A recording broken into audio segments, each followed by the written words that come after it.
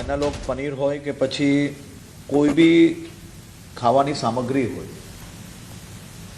તેમાં કોઈ બી પ્રકારે ભેળસેળ ચલાવી ના લેવાય તે માટે કડક સૂચના કેબિનેટમાં આપવામાં આવી હતી અને કડક સૂચનાના અમલ કરતા તમામ વિભાગો દ્વારા આ બાબતે ગંભીરતાપૂર્વક ગુજરાતના તમામ ગામડાઓથી લઈને શહેરો સુધી આ વ્યવસ્થાઓ બનાવવા માટેની ખાસ કરીને સૂચના આપવામાં આવી હતી અને તેના પર અમલ કરતા વિભાગો દ્વારા એનાલોગ પનીરનું તો ઓલરેડી નોટિફિકેશન કાલે આવી ગયું છે, પરંતુ તે પછી બી સરકારના આ પ્રકારના પરિપત્રને જે લોકો માને નહીં અને લોકોને સ્વાસ્થ્ય જોડે જે છેડા કરવાનો પ્રયત્ન કરશે તે લોકો જોડે સરકાર દ્વારા કડકાઈપૂર્વક કામ કરવામાં આવશે અને આ બાબતે ભવિષ્યમાં અમે એક ટાસ્ક ફોર્સ બી બનાવીએ છીએ જેમાં તમામ વિભાગો બી સામેલ હશે। રાજ્યમાં એનાલોગ પનીરના પ્રતિબંધ બાદ ફૂડ વિભાગ એક્શન મોડમાં આવી ગયું છે અને તાબડતોબ ચેકિંગ હાથ ધરાયું છે। ત્યારે ગાંધીનગરની ફૂડ ટીમે વહેલી સવારથી હોટલ અને રેસ્ટોરન્ટમાં ચેકિંગ હાથ ધર્યું। ફૂડ ટીમે પનીરના સેમ્પલ લઈ ચકાસણી હાથ ધરી। હોટલ અને રેસ્ટોરન્ટમાંથી અયોગ્ય લાગતા પનીરના નમૂનાઓ લઈ ચકાસણી માટે લેબોરેટરીમાં મોકલવામાં આવ્યા તેમજ બટર, ચીઝ સહિત અન્ય ખાદ્ય પદાર્થોનું પણ ચેકિંગ હાથ ધરાયું। ફૂડ વિભાગ દ્વારા તમામ હોટલ માલિકોને નાગરિકોના સ્વાસ્થ્ય સાથે ચેડા ન કરવા કડક સૂચના અપાઈ છે।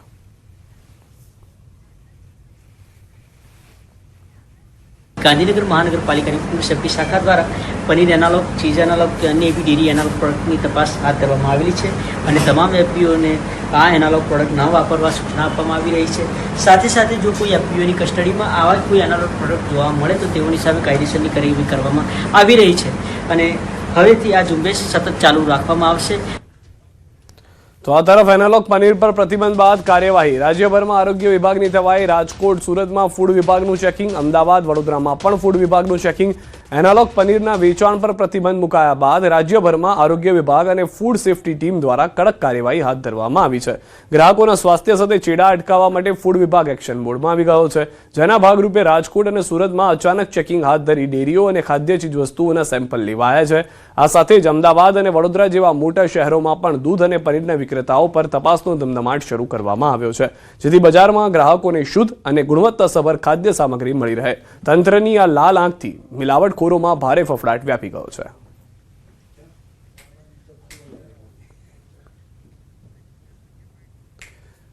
તો આખરે આ એનાલોગ પનીર હોય છે શું તે પણ એક વખત અમે આપને સંભળાવી દઈએ, સમજાવી દઈએ। આ એનાલોગ ડેરી પ્રોડક્ટ શું હોય છે હવે આપને જણાવી દઈએ। સૌથી પહેલા તો કે એનાલોગ ડેરી પ્રોડક્ટ શું હોય છે, શુદ્ધ પનીર શું છે અને એનાલોગ પનીર અથવા ચીઝ, ક્રીમ, બટર શું છે। શુદ્ધ દૂધમાંથી જે બનાવવામાં આવે એ પનીર હોય છે, જ્યારે અહીંયા આગળ આપ જોશો તો શુદ્ધ જેવું દેખાય છે પણ દૂધ સિવાયની વસ્તુથી બને છે। દૂધનો ઉપયોગ જ નથી, દૂધ સિવાયની વસ્તુથી બને, દેખાય શુદ્ધ પણ હોય નહીં, માત્ર દૂધને ફાડીને બનાવાય છે જે પનીર પ્યોર પનીર હોય છે, એનાલોગ પનીર નહીં। જ્યારે વનસ્પતિ તેલ, ફેટ અને સ્ટાર્ચથી બને છે, વેજીટેબલ ચરબી હોય છે એની અંદર, જેને એનાલોગ પનીર બનાવવામાં ઉપયોગમાં લેવામાં આવે છે। કુદરતી મિલ્ક ફેટ હોય છે। બીજી વસ્તુ જે શુદ્ધ પનીર છે તેમાં પ્રોટીન, કેલ્શિયમ, વિટામિન્સથી ભરપૂર હોય છે, જે પનીર સામાન્ય રીતે લોકો ખાતા હોય છે, પરંતુ આ તરફ શુદ્ધ પનીરની સરખામણીમાં તત્વોની ઓછી માત્રા છે।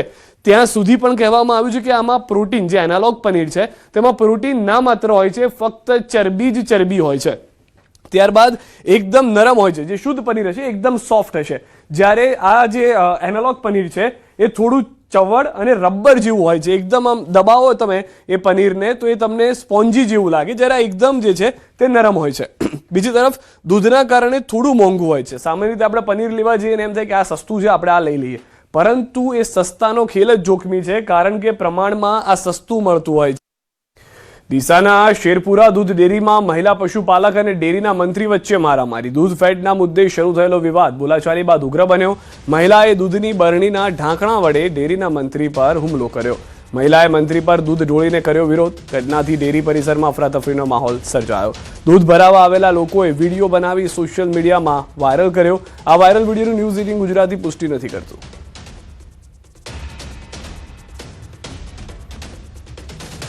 બનાસકાંઠામાં અજમલ ચૌધરીને ઢોર મારવાના મામલે ચૌધરી સમાજમાં ભારે રોષ જોવા મળી રહ્યો છે। છેલ્લા 20 દિવસથી ઉત્તર ગુજરાતના અલગ અલગ વિસ્તારોમાં બેઠકો યોજીને ન્યાયની માંગણી કરવામાં આવી રહી છે।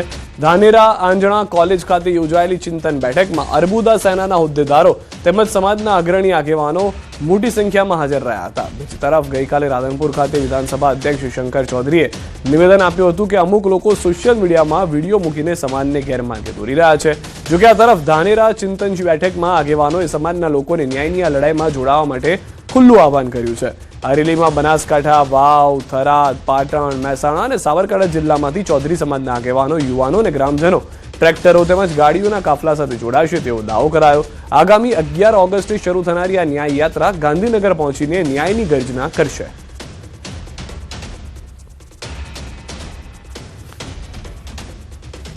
તો અજમલ ચૌધરીને જે માર મારવામાં આવ્યો છે તેને લઈને આ રોષ જોવા મળી રહ્યો છે. તેઓ તરફથી એક વાત સ્પષ્ટ છે કે અમારે ન્યાય જોઈએ છે, જેના કારણે અમે ગાંધીનગર તરફ કૂચ કરીશું. તો 26 દિવસ થઈ ગયા તો જો મને ન્યાય નહીં મળતો. અમને ન્યાય માટે થઈને મિટિંગો કરવી પડે છે. આખો સમાજ અમારી સાથે છે તો પણ અમને નથી મળતો ન્યાય. તો સરકારશ્રીને હું એટલું કહું છું કે આ અમને જલ્દીથી જલ્દી ન્યાય મળે. હા, મારી મમ્મી આજ 26 દિવસ થઈ ગયા છે તો આજ દિવસ સુધી હજુ અન્નનો દાણો પણ નથી મોઢામાં મૂક્યો.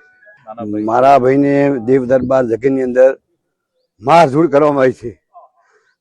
તારી બોલી રહી આના માટે ન્યાય મળે. આની અંદર પૂરેપૂરું રાજકારણ પડશે. ખૂબ ખરાબી કરી રહ્યા છે. 21 દાડા થયા છે. મારી ભાભી પણ જે અન્ન નથી લીધું.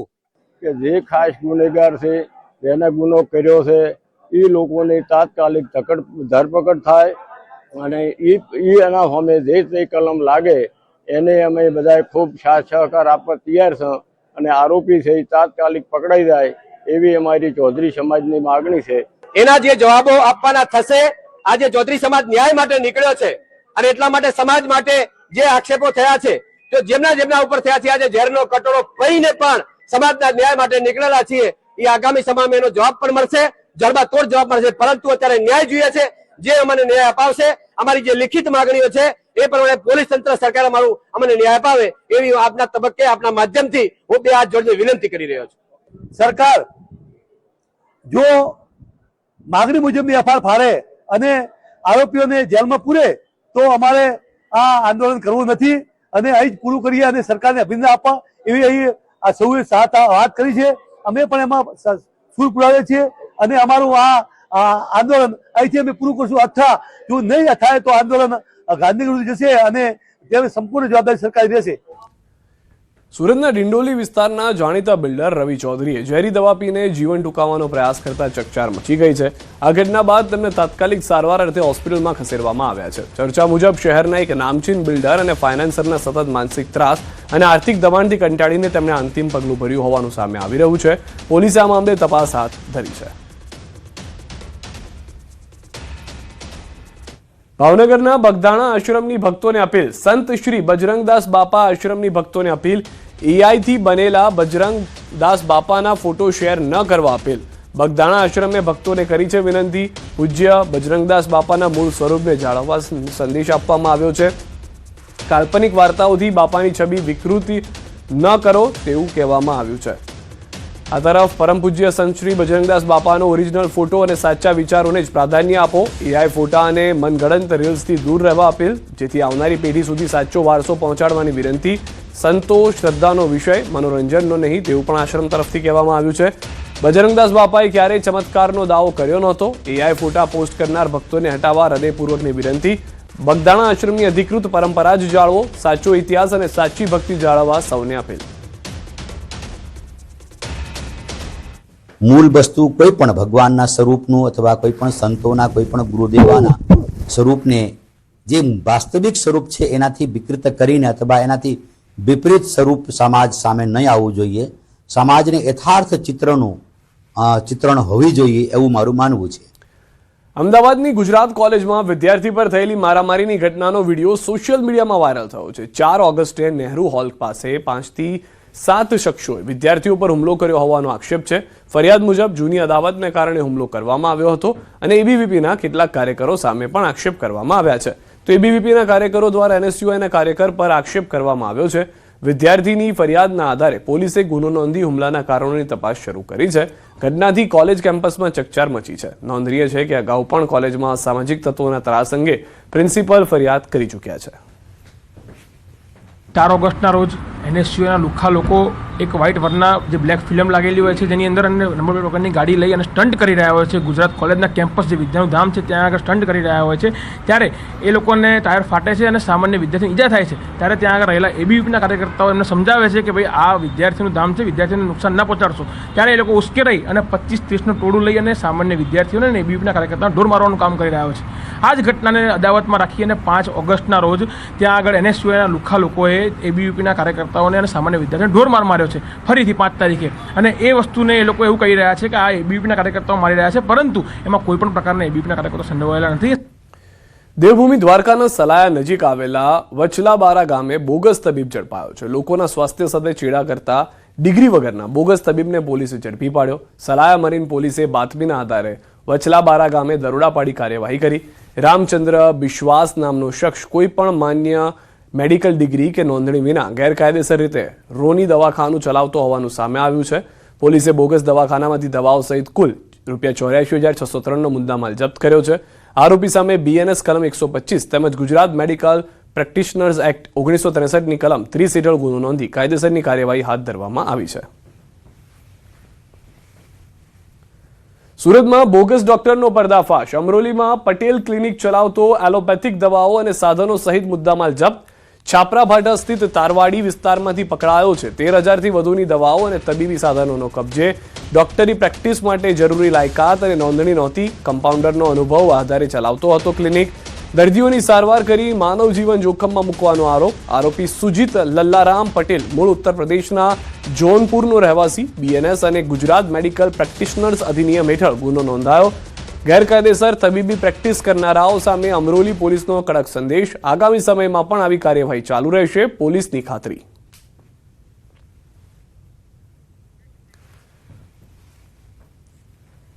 અને હવે વાત ગુજરાતના ખખડધજ રસ્તાઓની.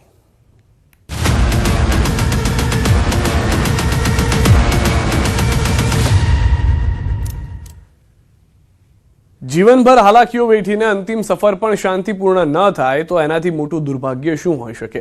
આવી જ પરિસ્થિતિનો સામનો વીરપુર તાલુકાના કોઈડમ ગામના દાંતિયાના મુવાડાના લોકો કરી રહ્યા છે. અહીં આઝાદીના આટલા વર્ષો વીત્યા છતાં લોકોને સારો રસ્તો નસીબ નથી થયો. અહીં લોકો માટે સ્મશાન સુધી પહોંચવાનો રસ્તો પણ મુશ્કેલીઓના પહાડ પરથી પસાર થવા જેવો છે.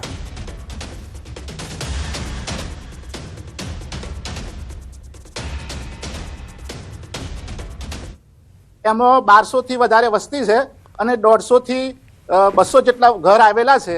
અમારે આ રસ્તા થઈને કાયમ માટે ખેતીના કામ માટે જવું પડે છે. પછી કોઈ મરણ ગયેલું હોય તો અમારે આ જ રસ્તે થઈને સ્મશાન યાત્રા નીકળે છે. હવે આવા સમયે અમને ઘણી બધી મુશ્કેલીઓ પડે છે. અમે તો આઝાદી થઈ ત્યાર પછીથી અમારી માગણીઓ છે જ કે ભાઈ આ રસ્તો બનાવો. અમારે સ્મશાને જવાનું, ખેતી કામ માટે ખેતરોમાં જવાનું આ જ રસ્તો છે. પણ કોઈ લેખિત જાણ કરવા છતાં મત લેવા આવે એ વખતે પણ અમે મૌખિક રજૂઆતો કરીએ છીએ. આ કામ અત્યાર સુધી થયેલ નથી.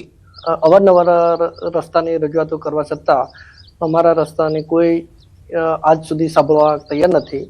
તો મારું એવું જ માગ છે કે ઝડપથી આ રસ્તાનો નિકાલ આવે. કાદવ કિચડમાં નીકળતી સમયે કઈ ગંભીર પરિસ્થિતિમાંથી માણસો નીકળતા હોય છે. અમે કાલે નનામી લઈને જતા ત્યારે રસ્તામાં કાદવ કિચડમાં નનામી એક બાજુ લઈને જતા અને એક બાજુ કાદવ કિચડમાં પડવાની શક્યતા રહેતી. ચોમાસામાં કાદવ કિચડ અને રસ્તા પર પડેલા મોટા ખાડાઓ શોકમગ્ન છે.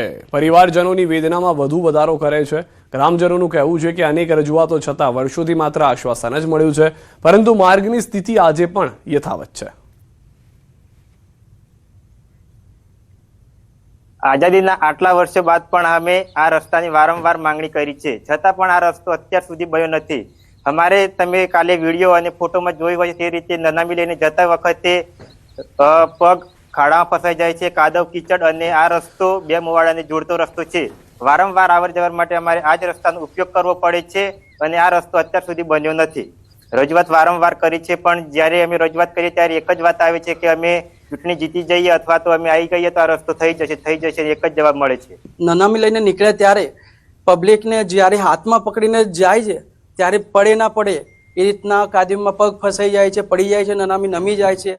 એમના છતાં દરરોજ આવતા જતા પબ્લિકને, જેમ કે ખેતીવાડી માટે જતા પબ્લિકને આવતા જતા પગ ફસાઈ જવું, કાંટા વાગવા, કાદવમાં ફસાઈ જાય તો કાંટા બી હોય છે, કાંટા પણ ચપ્પલ હાથમાં લાગે છે, ચપ્પલ તૂટી બી જાય છે. આ બધી મુશ્કેલીઓ પડી રહી છે કે ભાઈ આ વહેલી તકે અમારો રસ્તો બની જાય અને પબ્લિકને જે આવતા જતા જે મુશ્કેલીઓ પડે છે એનું સમાધાન થાય. મહીસાગર જિલ્લાના વીરપુર તાલુકાના કોયડમ ગામ વિસ્તારમાં આવેલું છે દાંતીવાડા ફળિયું, કે જે 2 થી 3 ગામને જોડતું ફળિયું છે. ત્યાં રસ્તો આજ દિન સુધી બન્યો નથી. આઝાદીના આટલા વર્ષો બાદ પણ રસ્તો બન્યો નથી. ગામ લોકોએ અનેક રજૂઆતો કરી છે, છતાં પણ રસ્તો ન બનતા લોકોને મહા મુસીબતે કાદવ કિચડની અંદર રસ્તામાં નીકળવા મજબૂર બન્યા છે. દ્રશ્યો બતાવી રહ્યો છું કે આ લોકો છે, જોઈ શકો છો કે આ રસ્તા પર કાદવ કિચડમાં મહા મુસીબતે અહીંથી નીકળી રહ્યા છે. આપ દ્રશ્યો જોઈ શકો છો કે આઝાદીના આટલા વર્ષો બાદ પણ આ રસ્તો બન્યો નથી ને કાદવમાં નીકળવા મજબૂર બન્યા છે. આઝાદીના પૂર્વેથી આ રસ્તો બન્યો નથી. કહેવામાં આવી રહ્યું છે કે લોકો ને ચૂંટણી ટાળે અહીંયા નેતાઓ આવતા હોય છે, વાયદા વચનો આપતા હોય છે, પરંતુ આ વાયદા વચનો ફોકળ જતા હોય તેવું અહીંયા સાબિત થઈ રહ્યું છે. અનેક વાયદા વચનો આપે છે કે હું જીત્યા બાદ તમામ જે કામ છે તે કરી દઈશ, આ રસ્તો પણ બનાવી દઈશ, પરંતુ દ્રશ્યો જોઈ શકો છો કે ચપ્પલ હાથમાં અને કાદવ કિચડ જે ખુદી નાખે તેવો કાદવ કિચડ કે જેવો લોકો નીકળી રહ્યા છે. અને લોકોએ અનેક રજૂઆતો તંત્રમાં પણ કરવામાં આવી છે, છતાં પણ કોઈ કાર્યવાહી તંત્ર દ્વારા નથી કરવામાં આવી. આઝાદીના આટલા વર્ષો બાદ પણ જે ગામ લોકો છે તે રસ્તાથી વંચિત જોવા મળી રહ્યા છે અને ખદબદતા કાદવની અંદર રસ્તા પર નીકળવા મજબૂર બની રહ્યા છે. લોકોને ખેતરમાં જવું હોય કે આ નનામી લઈને જવું હોય, કોઈ મરણ ગયું હોય, નનામી લઈને જવું હોય તો મહા મુસીબતે રસ્તા પરથી પસાર થઈ પડી રહ્યું છે. ત્યારે એક જ માંગ લોકો કરી રહ્યા છે કે જલ્દીથી જલ્દી આ રસ્તો બને તેવી માંગ લોકો કરી રહ્યા છે. હિતેશ ભાટિયા, ન્યૂઝ 18 ગુજરાતી, મહીસાગર. પાસેથી માત્ર વચનો નહીં પરંતુ તાત્કાલિક કાર્યવાહી ઈચ્છે છે. બીજી તરફ સરપંચના પ્રતિનિધિએ R&B વિભાગને રજૂઆત કરી કે 2 મહિનામાં માર્ગ બનાવવાની ખાતરી આપી છે. હવે સૌની નજર એ વાત પર છે કે આ વખતે વચન હકીકતમાં બદલાય છે કે નહીં.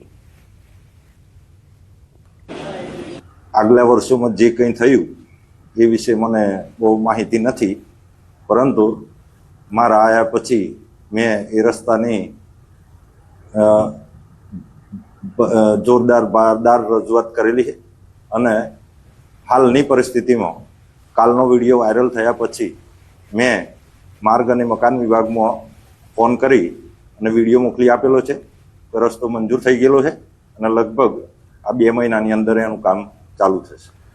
હરિયાણાના ચરખી દાદરીમાં આજે બપોરે એક સનસનાટી ભરી ઘટના સામે આવી છે, જ્યાં અજ્ઞાત હુમલાખોરોએ એક સ્કોર્પિયો કાર પર અંધાધૂંધ ગોળીબાર કર્યો હતો. આ હુમલામાં 5 લોકો ગંભીર રીતે ઘાયલ થયા હોવાના અહેવાલ છે, જે બાદ સમગ્ર વિસ્તારમાં ભયનો માહોલ સર્જાયો છે. ઘટના બાદ સોશિયલ મીડિયા પર ગોળીબાર પછીનો વિડીયો અને વિદેશમાં બેઠેલા કુખ્યાત ગેંગસ્ટર રોહિત ગોદ્દાર ગેંગના નવીન બોક્સિંગનો એક ઓડિયો વાયરલ થઈ રહ્યો છે. આ વાયરલ ઓડિયોમાં નવીન બોક્સરે દાવો કર્યો છે કે દાદરીમાં અનિલ ફતેગઢીને નિશાન બનાવીને આ હુમલો તેણે જ કરાવ્યો હતો અને આ હુમલામાં અનિલના 2 સાથીઓના મોત થયા હોવાનો પણ તેણે દાવો કર્યો. હુમલાની જવાબદારી પોતાની ગેંગ પર લીધી હોવાની પણ જાણકારી મળી રહી છે. તો હરિયાણાથી આ દ્રશ્યો આપ જોઈ રહ્યા છો, જે અંધાધૂંધ ગોળીબાર કરવામાં આવ્યો હતો. ગેંગ વોર હોવાનું પ્રાથમિક દ્રષ્ટિએ જોવા મળી રહ્યું છે.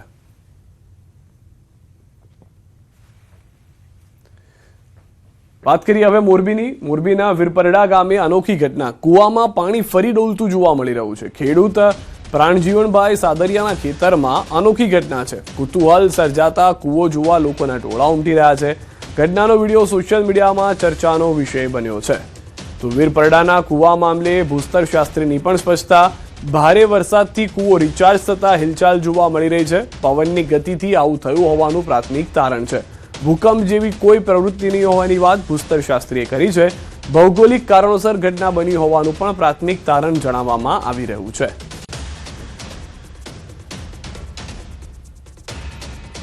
આ તરફ સુરેન્દ્રનગરના ચૂડાના નાગનેશ રોડ પર અચાનક બાઇક સળગી ઉઠતા દોડધામ મચી ગઈ હતી. જોબાળાથી નાગનેશ રોડ વચ્ચે અચાનક બાઇક બંધ થઈ જતા ઊભું રાખતા જ ગણતરીની મિનિટોમાં સળગી ઉઠ્યું. બાઇકમાં બ્લાસ્ટ બાદ અચાનક જ સળગી ઉઠતા સંપૂર્ણ બાઇક બળીને ખાખ થઈ જતા નુકસાન થયું છે. સદનસીબે બાઇક ચાલક નીચે ઉતરી ગયો હોવાથી જાનહાની ટળી છે.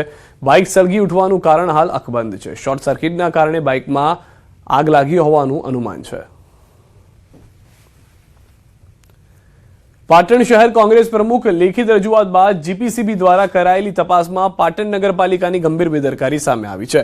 શહેરનો એસટીપી અને ક્લોરિનેશન પ્લાન્ટ લાંબા સમયથી બંધ હોવા છતાં દર વર્ષે કરોડો રૂપિયાના બિલ ચૂકવાઈ રહ્યા હોવાના આક્ષેપ થયા છે. જ્યારે ગટરનું ગંદુ પાણી કોઈ પણ ટ્રીટમેન્ટ વગર સીધું સિંચાઈની કેનાલમાં છોડાતું હોવાનું પણ સામે આવ્યું છે. પાલિકાના ચીફ ઓફિસર પ્લાન્ટ ચાલુ હોવાનો દાવો કરતા હતા, પરંતુ જીપીસીબીના પ્રાથમિક તપાસ અહેવાલમાં બેદરકારી સામે આવતા પાટણના ધારાસભ્યએ પાલિકા તંત્ર સામે ગંભીર આક્ષેપ કર્યા છે.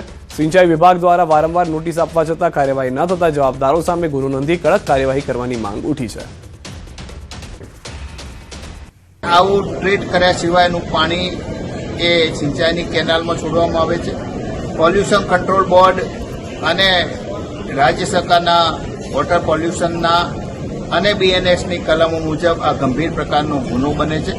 એટલે તાત્કાલિક આ બાબતે જવાબદાર સામે કાર્યવાહી કરી ગંભીર પ્રકારની ગુનો દાખલ કરી અને કાર્યવાહી કરવી જોઈએ. તો જ નગરપાલિકાનું આ નબળોળ તંત્ર સુધરશે. ભરૂચ નગરપાલિકાના વર્ષ 2025-26ના વાર્ષિક હિસાબોને લઈને રાજકારણ ગરમાયું છે. કોંગ્રેસે હિસાબોમાં પારદર્શિતાનો અભાવ હોવાનો આક્ષેપ કરી સત્તાધારી પક્ષ અને પાલિકા તંત્ર સામે સવાલો ઉઠાવ્યા છે. કોંગ્રેસનો દાવો છે કે માહિતી આપવા માટે આશરે 70,000 રૂપિયાની ફી માંગવામાં આવી, જ્યારે ચૂંટાયેલા સભ્યોને કાયદા મુજબ માહિતી નિઃશુલ્ક મળવી જોઈએ. ભરૂચ નગરપાલિકાની સામાન્ય સભામાં સત્તા પક્ષે લોકશાહીનું ખૂન કર્યું છે. કોઈ પણ જાતના હિસાબો રજૂ કર્યા સિવાય કે સંસાધનિક પુરાવા મૂક્યા સિવાય, ટેબલ કર્યા સિવાય, કોઈ પણ માહિતી આપ્યા સિવાય જે રીતે હોબાળો કર્યો. ગઈકાલ સુધી મિનિટ્સની માંગણી અમે કરતા હતા, મિનિટ્સ તો નથી આપી, પણ કાલે મને એક પત્ર એમના દ્વારા આપવામાં આવ્યો કે તમે જે માહિતી માંગેલી છે એ માહિતી માટે 70,000 રૂપિયા ભરો. લગભગ જે છે ગયા વર્ષનું આખું રેકર્ડ મારે આપવું પડે એટલી નકલોની એમણે માગણી કરી છે. અંદાજ અમારા કાઢતા લગભગ 35,000 થી 40,000 જેટલા પાના એના થાય છે, એનાથી ઉપર થાય છે પાના. એટલે એમાં અમારા એક્ટમાં અથવા અમારા નિયમોમાં એવી કોઈ જોગવાઈ નથી કે આટલી મોટી સંખ્યાની અંદર એમને અમારે નકલો ફ્રીમાં આપી દેવી એમ. એટલા માટે એમની પાસે ઝેરોક્સ ખર્ચ પેટે જે છે નગરપાલિકાએ એમને લખાણ કરીને લેટર આપ્યો છે. તો હાલમાં માહિતી માટે રૂપિયા 70,000 ફી માંગ્યાનો દાવો કરવામાં આવી રહ્યો છે. અને ફરી વખત કોંગ્રેસમાં જે ભૂતકાળમાં પણ થતું આવ્યું છે તેવી રીતે ચીફ ઓફિસરનો જવાબ અને નિયમ મુજબની કાર્યવાહીનો જવાબ જે છે તે મળી રહ્યો છે. પરંતુ કોંગ્રેસે 7 દિવસમાં આંદોલનની ચેતવણી પણ આપી દીધી છે. ભરૂચ પાલિકાના હિસાબોને લઈને આ રાજકારણ ગરમાયું હોવાની જાણકારી હાલમાં મળી રહી છે. કોંગ્રેસે પારદર્શિતાના અભાવનો આક્ષેપ લગાવ્યો છે. તમિલનાડુથી સમાચાર. ત્રિસુર જિલ્લાના કુનુકુલમ વિસ્તારમાં આજે બપોરે એક ખાનગી બસ ચાલકે કાબુ ગુમાવતા ગંભીર અકસ્માત સર્જાયો, જેમાં 2 મહિલાઓના મોત નીપજ્યા છે. 25થી વધુ લોકો ગંભીર રીતે ઘાયલ થયા છે.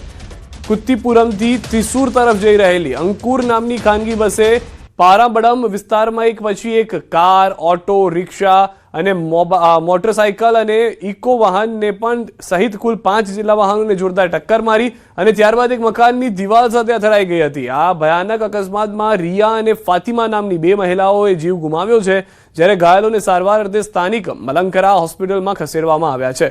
સોશિયલ મીડિયા પર વાયરલ થયેલા સીસીટીવી ફૂટેજમાં ખાનગી બસની અત્યંત ઝડપ જ આ દુર્ઘટનાનું મુખ્ય કારણ હોવાનું સ્પષ્ટ દેખાઈ રહ્યું છે. પોલીસે સીસીટીવીના આધારે ગુનો નોંધી તપાસ હાથ ધરી છે. દ્રશ્યોમાં આપ જોઈ રહ્યા છો કે કેટલી રફતારથી આ બસ આગળ વધી રહી હતી. બ્રેક મારવાનો કદાચ પ્રયત્ન પણ કર્યો હશે, પરંતુ કાબુમાં ન રહી બસ.